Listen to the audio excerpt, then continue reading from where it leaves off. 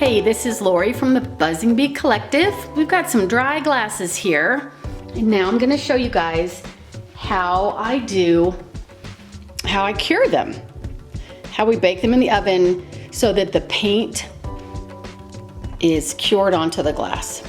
So I've got the rack middle or a little below the middle. I'm putting these in a cold oven. So you have to put them in a cold oven to start so that there's not too much of a temperature change and a shock to the glass. Once they're in the oven, you bake them, or you put them on the bake, not convection, just bake. 300 degrees, hit enter. Start the oven, then set your timer for 30 minutes. All right, after 30 minutes, I want you to turn off the oven, leave the door closed, and let the glasses completely cool before you take them out.